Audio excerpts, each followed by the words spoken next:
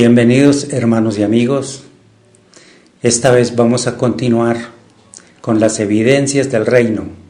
Es un estudio que hemos iniciado con base en la popularidad del Señor Jesucristo.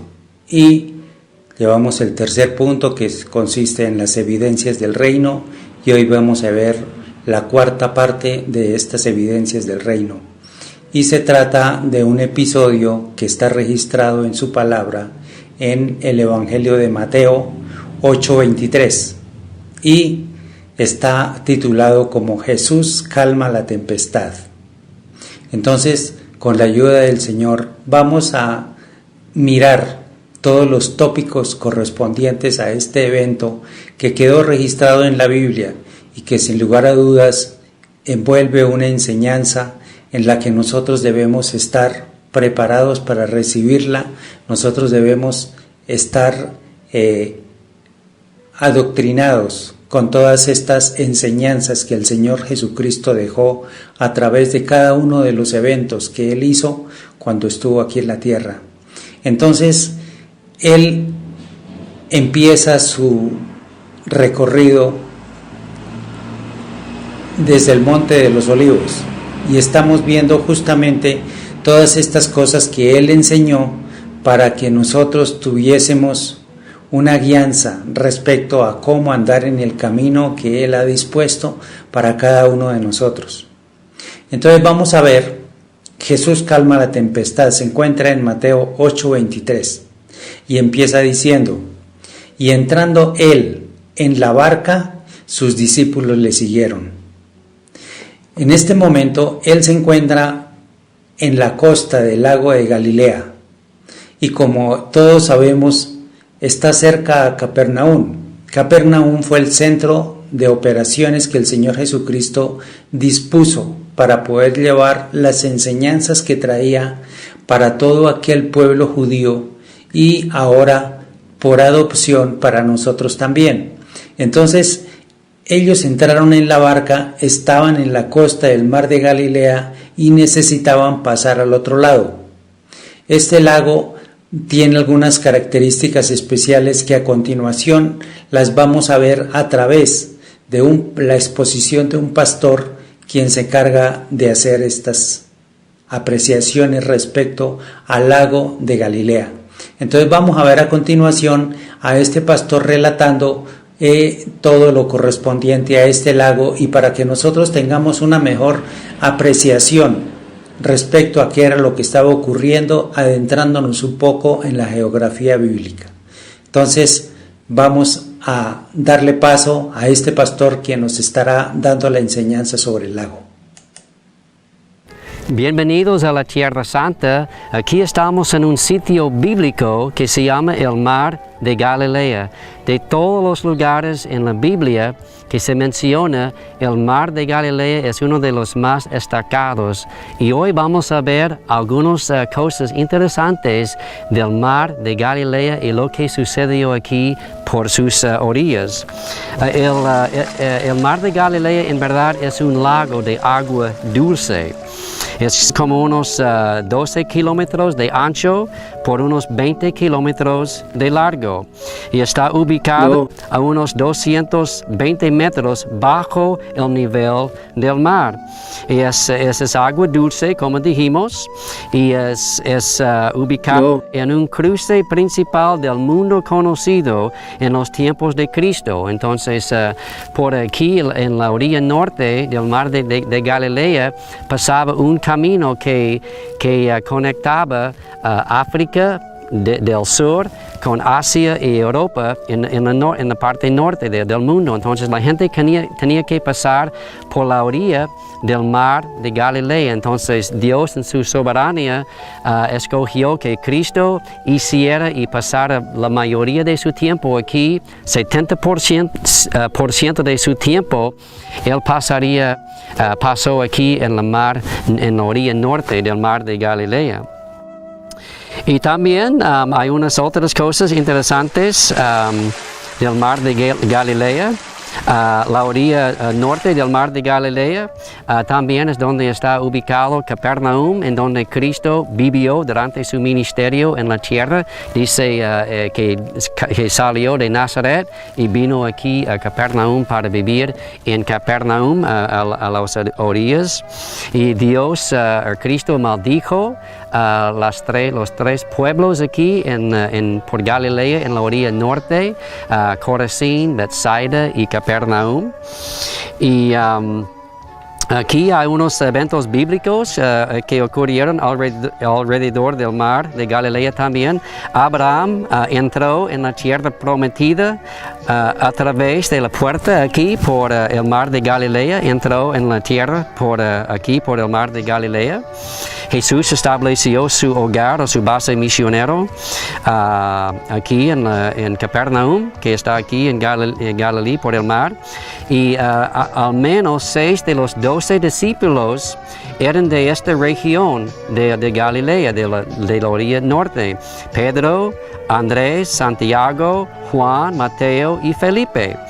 Y también había una gran probabilidad que los otros discípulos eran de aquí también, porque dice en Hechos 1, cuando Jesús estaba ascendiendo, el ángel le dijo, pues ¿por qué están aquí mirando?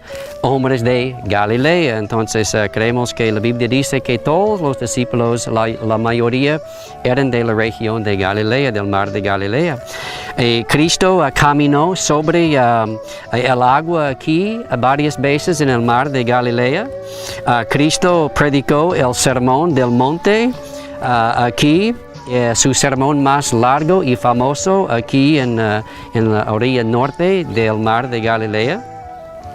Jesús echó para afuera demonios y aquí tenía control y poder sobre todo. Hizo un sinfín de milagros aquí y alimentó 5,000 personas aquí y luego 4,000 personas.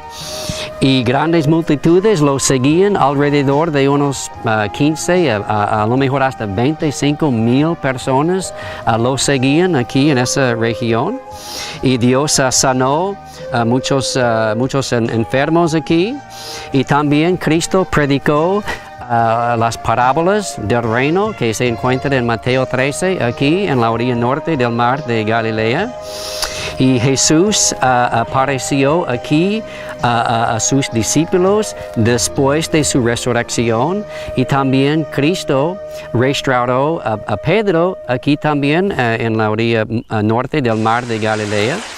Y como ya dijimos, Cristo maldijo a los tres pueblos que en donde Él había hecho la mayoría de sus milagros, siendo Capernaum, Bethsaida y Corazín, y Él los maldijo. Y entonces ya hoy en día no existen sus ruinas o restos nada más. Entonces, muchas cosas interesantes e importantes bíblicos sucedieron aquí en el mar de Galilea. Ojalá que hayan disfrutado de este video y Dios le bendiga.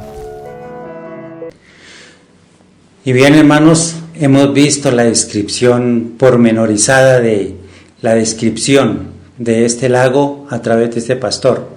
Ahora ya entrando en lo que dice la Biblia, continuamos con el versículo número 24, estamos en Mateo 8. Continuamos y dice: He aquí que se levantó en el mar una tempestad tan grande que las olas cubrían la barca, pero él dormía. El Señor Jesucristo está mostrándose aquí como el Dios que ha descendido de lo alto de los cielos, pero también en su parte humana. La parte humana que él tenía, porque él, todos conocemos que nació del vientre virginal de la Virgen María y se hizo hombre, no dejando de ser Dios, sino también siendo hombre. Él nunca dejó de ser Dios, él siempre estuvo con el nombre del Señor Jesucristo siempre, y también con el nombre de Jesús, aquí en la tierra, como se denominaba ante los hombres. Entonces, 100% Dios, 100% hombre. Aquí está expuesta su humanidad, la parte de que le correspondió de la carne. Él había estado haciendo algunas intervenciones ante la multitud. Generalmente él enseñaba por parábolas. Aquí estaba ya seguramente a altas horas del día ya, cuando les dijo que era necesario pasar al otro lado del lago. Entonces seguramente debía estar cansado. Y tan pronto entró con sus discípulos en el arca, como lo relata en Mateo 8:24, él empezó a dormir. Era normal, puesto que era un hombre aparentemente ante sus discípulos y ante los hombres como una persona común y corriente, que tenía sus necesidades físicas como nosotros las tenemos, necesidad de comer, necesidad de descansar, necesidad de dormir, así como nosotros. Él, para que pueda ser nuestro abogado arriba en lo alto, en los cielos, también fue necesario que pasara esta etapa de la humanidad para que entendiera y comprendiera cómo es que nosotros estamos, para que así Él, de manera a intercesor, pudiese abogar ante el Padre por cada uno de nosotros, y es lo que justamente está haciendo en el reino de los cielos en este momento. Él está abogando por nosotros porque Él nos entiende, porque Él comprende, porque Él estuvo aquí, porque no es lo mismo como un jefe estar detrás de su escritorio dando órdenes a su empleado. No, porque es que Él también estuvo aquí en la tierra y Él sabe cómo es el dolor, Él sabe cómo es el desprecio, Él sabe cómo es el sufrimiento, Él sabe todo con respecto a nosotros. Por esa razón es que Él sí puede ser el mejor de los abogados, puede ser el mejor de los intercesores ante nuestro Dios, abogando por nosotros, porque Él conoce nuestra debilidad, conoce qué es estar dentro de un cuerpo limitado, porque acordémonos, Él estaba en su gloria antes de descender a la tierra, y como Dios, Él estaba siempre en la magnificencia de su esplendor. Él estaba siempre rodeado de su gloria, pero ahora, por cumplir una misión que el Padre le encargó, ahora estaba aquí enseñando a algunos de sus discípulos para que ellos fuesen la semilla de la iglesia que Él estaba constituyendo y de la cual hoy somos miembros activos de esta iglesia que Él vino a formar. Entonces es el momento en el que nosotros podemos apreciar la humanidad de nuestro Dios, cómo Él tenía necesidad y estaba durmiendo en este momento. Pero algo aconteció. Estando Él durmiendo y aquellos discípulos conduciendo la barca para pasar al otro lado, pues estaban a un lado y necesitaban pasar a otro lado de donde posteriormente iban a tener encuentro con unos personajes de Gadara. Gadara era una ciudad que quedaba justamente al otro lado del lago y era a donde necesitaban llegar. Entonces vamos a continuar lo que dice en Marcos 4:36. Dice: despidiendo a la multitud, le tomaron como estaba en la barca, y había también con él otras barcas. Es decir, que aparte de la barca donde él había entrado con sus discípulos, habían otras que también le estaban acompañando. No estaba solo, el agua es muy grande y alrededor del agua hay muchos pescadores, hay muchas personas que viven de esta faena, es su modo de conseguir su sustento. Entonces, por tanto, no era raro que además de la barca donde él estaba enseñando y donde él se dispuso a abordarla para pasar al otro lado, habían otras barcas también. Ahora, esto es importante porque ahora en el evento que próximamente va a ocurrir, se ven también comprometidos en una acción que la naturaleza hizo sobre aquellas barcas en el mar. Entonces vamos a continuar ahora en Mateo 8:25, y dice: y vinieron sus discípulos y le despertaron diciendo: Señor, sálvanos que perecemos. Vino la angustia por parte de las personas quienes estaban rodeándolo, pues sus discípulos, porque se levantó gran oleaje, hubo vientos huracanados, que parecía que la barca iba a perecer a causa de tan embravecido mar como estaba. Pero el Señor Jesucristo estaba durmiendo. A pesar, supongo, de la turbulencia que había en la barca, porque no es que estuviese quieta, las olas hacían mover estrepitosamente esa barca. Sin embargo, él dormía. ¿Por qué? Porque había paz en su corazón, porque él no temía nada. Y es lo que nos lleva a que nosotros seamos entendidos de que a pesar de las vicisitudes y a pesar de las tempestades, de los problemas, de todas estas cosas, si tenemos nuestra fe puesta en el Señor Jesucristo, Él nos dará la paz necesaria para poder soportar esas tempestades, así como Él estaba durmiendo en la barca y donde todos sus discípulos estaban angustiados por causa de aquello que les estaba sobreviniendo ahora. Pero sorprendentemente el Señor Jesucristo dormía. Este sueño es provocado por la paz. Cuando hay paz en el corazón, todos podemos dormir plácidamente. Pero cuando hay dificultades, se nos quita el sueño. Cuando hay dificultades, no podemos conciliarlo. Sencillamente porque algo hay pendiente y nos está quitando la paz.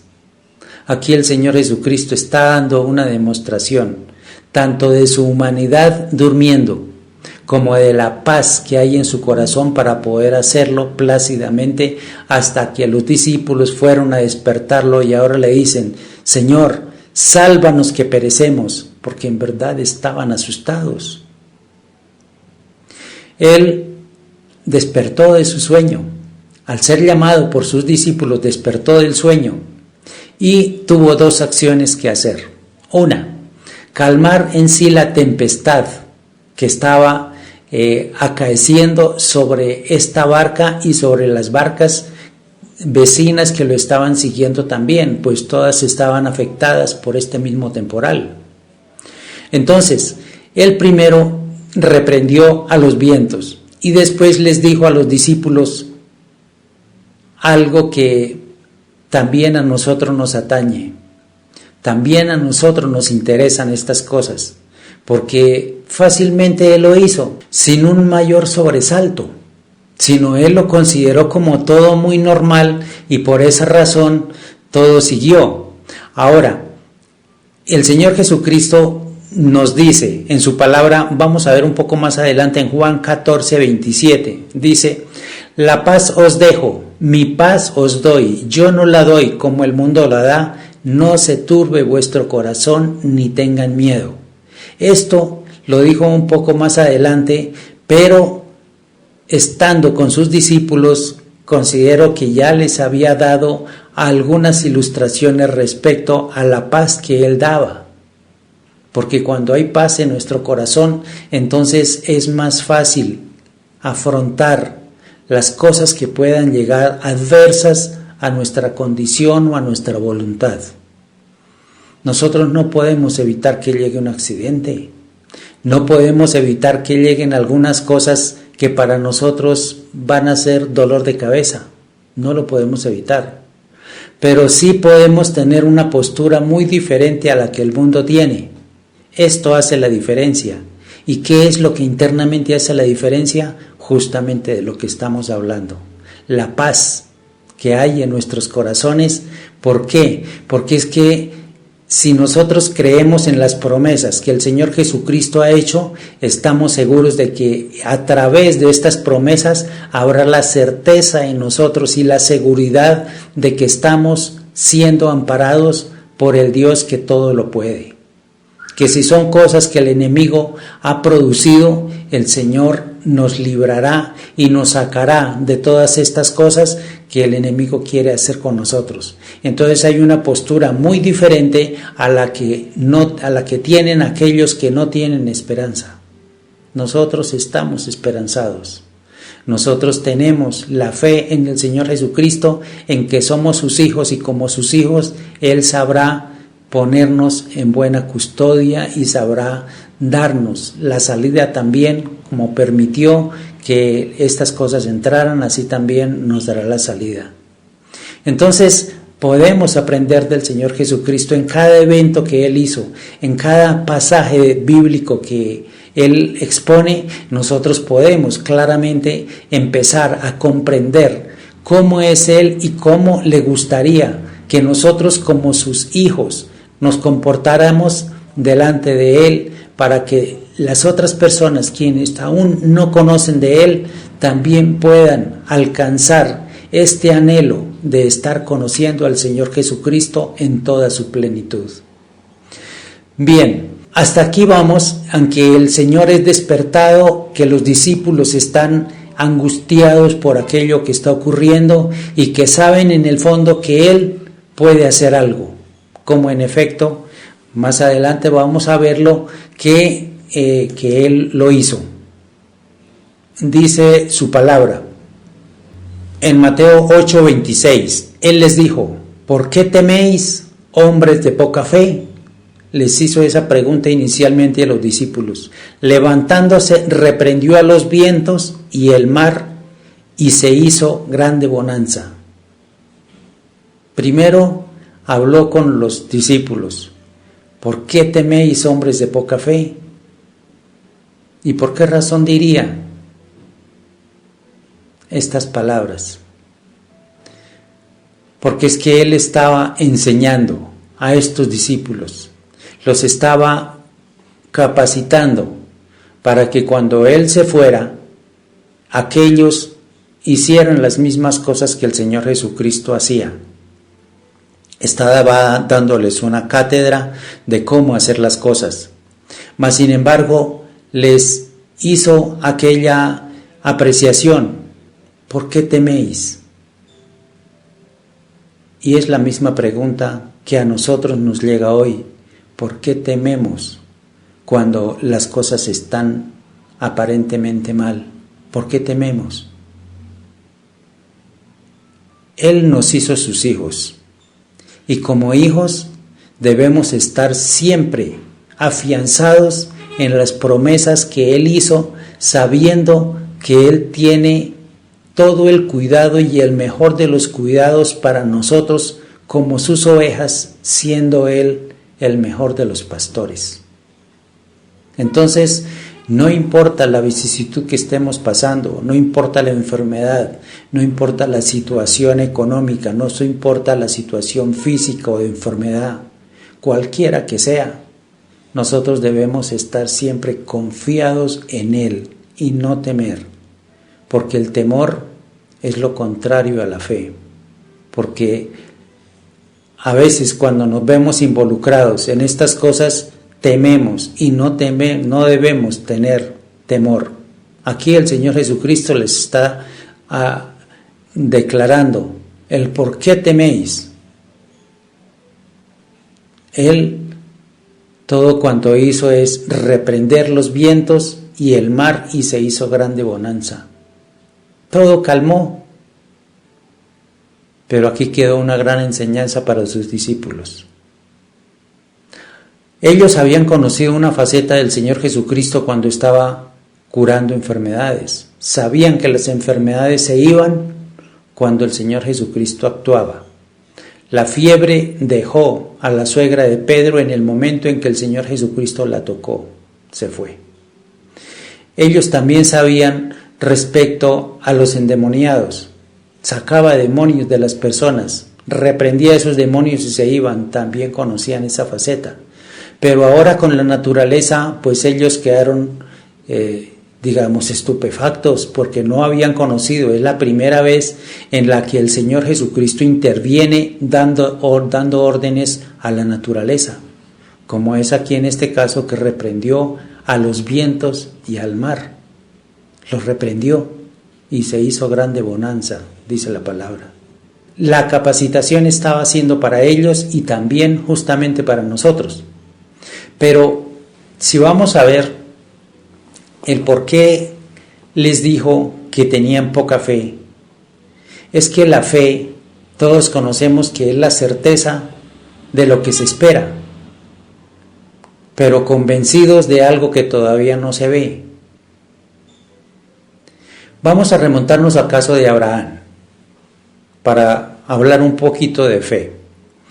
En Génesis 12:2, el Señor le había dado una promesa a Abraham cuando estaba todavía en Ur de los Caldeos.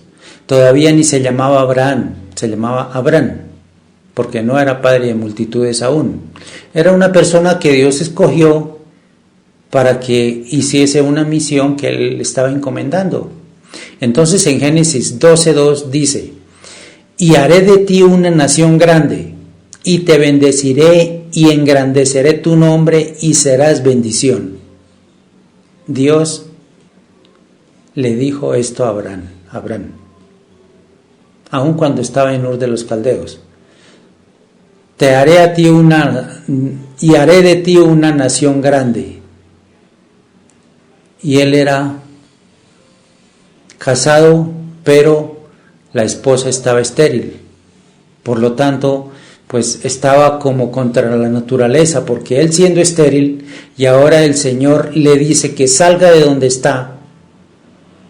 Él en ese momento tenía 75 años, cuando estaba en Ur de los Caldeos, y cuando le hace esta revelación Dios, que debe salir de allí, de este lugar, de Ur, y debe dirigirse a una ciudad que Él le mostrará en las tierras del Canaán.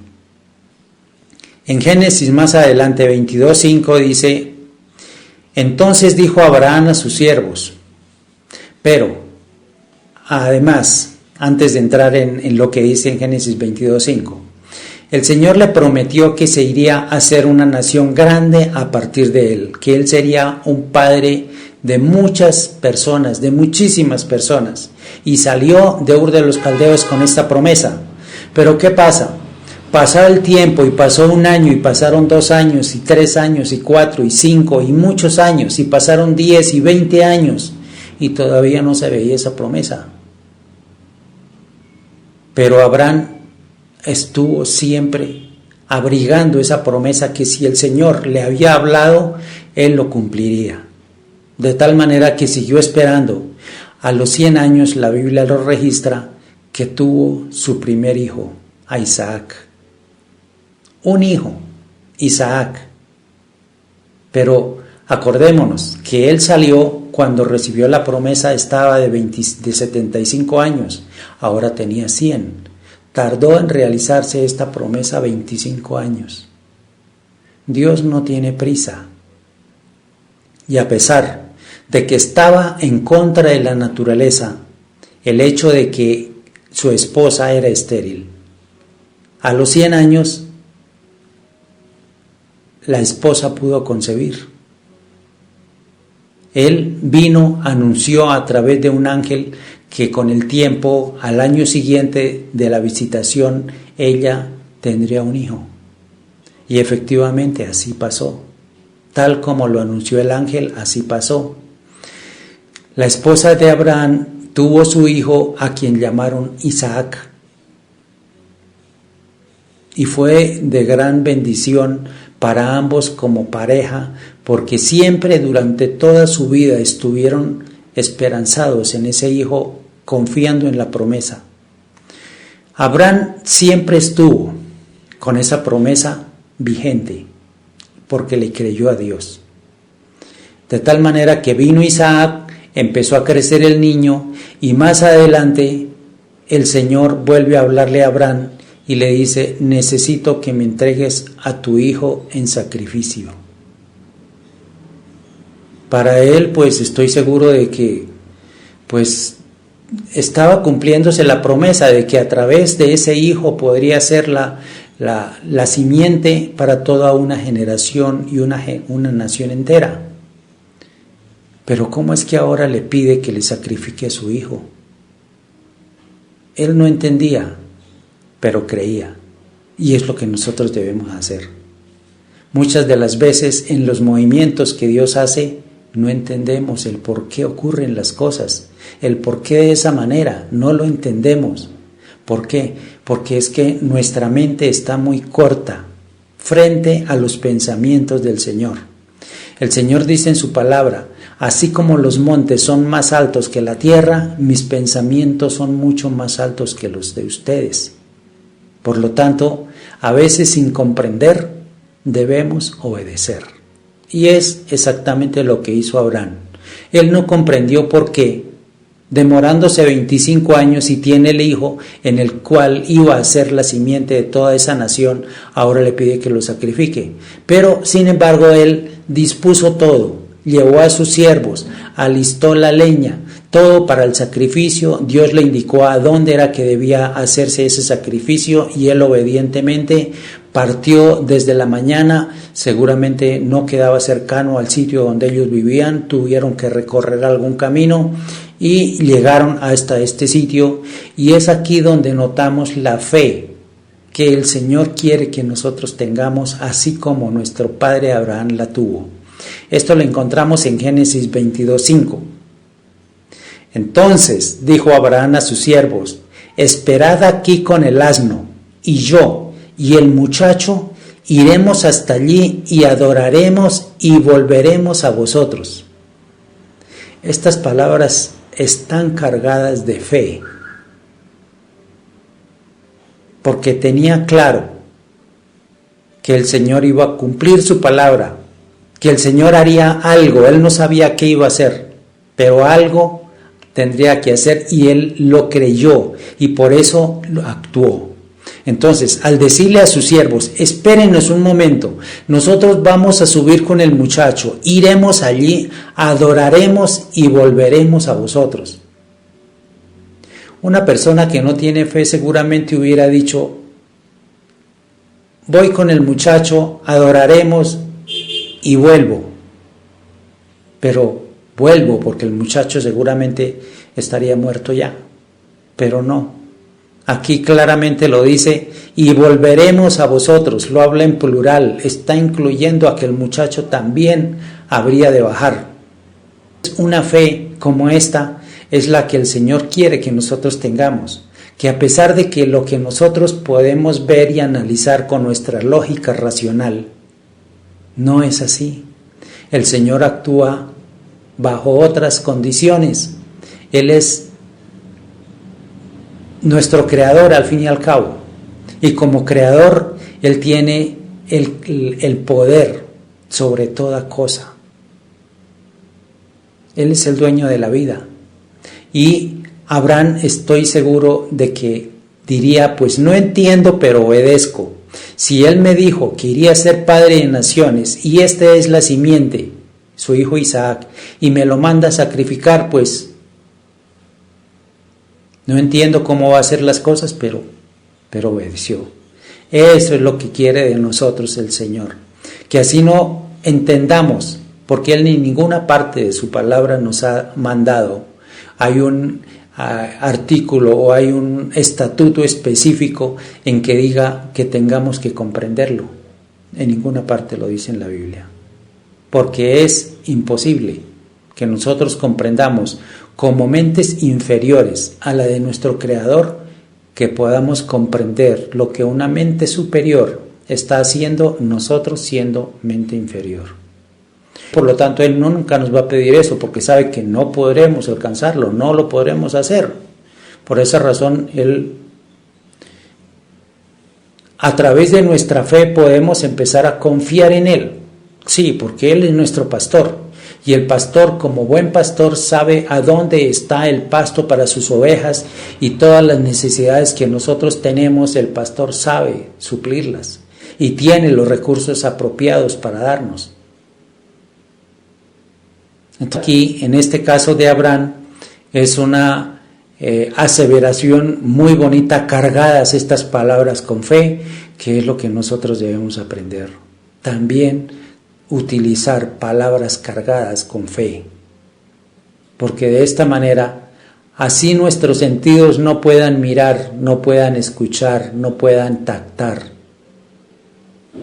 pero si tenemos la palabra dicha por el Señor Jesucristo, debemos confiar en que así se hará. Por tanto, esa es la fe que estaba de pronto esperando que aquellos discípulos que Él estaba capacitando tuvieran algo de esa fe que Abraham tenía, porque aquellos eran conocedores de la palabra y estos discípulos seguramente habrían leído en Génesis donde pasaron todas estas cosas. Pero en fin, el Señor continuó discipulándolos y continuó con esa paciencia que le caracterizó y que nos debe caracterizar a nosotros también, siendo pacientes, porque el tiempo a veces para nosotros queremos todas las cosas para allá, pero el Señor tiene su tiempo. Todas las cosas tienen su tiempo. En Mateo 8:27, y los hombres se maravillaron diciendo: ¿qué hombre es este que aún los vientos y el mar le obedecen? Esto lo dijeron sus discípulos. Aquí los nombran como a los hombres, y los hombres se maravillaron diciendo, pero estos hombres eran pues los mismos discípulos que estaban con él en el arca. Ciertamente era una faceta que ellos no conocían, pero estaban conociendo todas las cosas que el Señor Jesucristo les estaba enseñando. A veces nosotros desconocemos a las personas con las cuales estamos, así como aquellos desconocían también a la persona que estaban tratando hacía 3 años. Él los estaba discipulando hacía ya 3 años. Y sin embargo, no le conocían aún. Más adelante en Mateo 17:12 hay una palabra que nos puede ayudar a comprender. Dice: mas yo os digo que Elías ya vino y no le conocieron, sino que hicieron con él todo lo que quisieron. Así también el Hijo del Hombre padecerá de ellos. Estaba anunciando su propio padecimiento, pero aquí lo que le está diciendo es que no le conocieron, que Elías vino, cuando se estaba refiriendo desde luego a Juan el Bautista, que Elías vino, pero no le conocieron. Asimismo, el Mesías prometido también estaba llegando y estaba junto a ellos, pero aún como que no tenían el conocimiento necesario, como que la percepción estaba todavía aún muy poca para entender que Él era el creador del universo y el Dios de la vida. Entonces, es un aspecto más que el Señor Jesucristo nos da para que nosotros tengamos la oportunidad de irlo conociendo cada día más en sus facetas, de la manera como Él ha previsto que nosotros seamos discipulados. Cada día debemos aprender un poco más de Él, para así irnos pareciendo cada vez más a esa persona que fue el Señor Jesucristo, en todos sus aspectos, en el tener la fe suficiente como Él la tenía, en que Él como humano también sabía que su Padre nunca lo iba a dejar solo, que nunca lo iba a abandonar, exceptuando la vez en que le dijo ya cuando estaba en sus últimos momentos en la crucifixión: Padre, ¿por qué me has abandonado? Porque Él sabía que el Padre nunca lo abandonaría, pero este era un caso muy especial. Él estaba siendo el portador de todos los pecados de la humanidad, de todo el agravio que nosotros hubiésemos podido haber cometido, estar cometiendo y que se habrán de cometer. Todos los aspectos del tiempo, en el pasado, en el presente y el futuro, todos esos pecados estaban ahora siendo puestos sobre el Señor Jesucristo. Él estaba pagando por todas aquellas cosas que nosotros hemos hecho. Entonces, por tanto, Él ante el pecado no podía estar el Señor Jesucristo en ese momento junto a Él, porque estaba lleno de pecado. No pecado propio, porque la Biblia lo registra que Él nunca tuvo pecado, pero sí el nuestro. Él fue el portador de nuestro pecado, para que nosotros pudiésemos ser salvos, para que nosotros pudiésemos tener la libertad que hoy tenemos. Hoy tenemos la libertad gloriosa que el Señor Jesucristo nos ha dado para que libremente elijamos a quién servir. Si continuar con nuestra antigua condición de vida o pasar ahora de muerte a vida, como es el anhelo que tiene el Señor Jesucristo para todos nosotros. Y bien, hermanos, este ha sido un evento más que el Señor Jesucristo tiene como evidencias del reino que Él traía para quedarse con nosotros hasta el levantamiento de toda su iglesia. Entonces, por tanto, vamos a continuar mirando todas estas semblanzas y todos estos pasajes bíblicos que el Señor nos dejó para que nosotros tuviésemos una amplia y generosa visión respecto a quién es nuestro Dios. Hermanos, vamos a hacer una oración en gratitud por todo lo que Él ha tenido para con nosotros. Señor del cielo y de la tierra, queremos agradecerte una vez más por la misericordia tan grande que has tenido para con nosotros, porque ahora tú nos estás enseñando, Señor, de que nosotros también podemos hacer cosas sobrenaturales, así como tú las hiciste. En tu palabra nosotros encontramos que nosotros haríamos cosas mucho mayores a las que el Señor Jesucristo hizo. Y una de estas cosas mayores es la salvación de un alma. Cuando tu palabra empieza a hacer el efecto, porque tu palabra no regresa vacía, sino que reargulle corazones y hace que nosotros vengamos a ti con un corazón manso y humilde, arrepentidos, para que tú nos cambies nuestra vida y nos hagas llegar a la plenitud de lo que el Señor Jesucristo está esperando de nosotros. Que así como nosotros, todas las personas que nos están viendo puedan tener esta misma opción de rendir su vida al Señor Jesucristo y esperar pacientemente a que Él actúe, haciendo que todo vaya a bien hasta hacernos hijos suyos y nosotros poder reconocerlo como nuestro Dios, como nuestro Padre.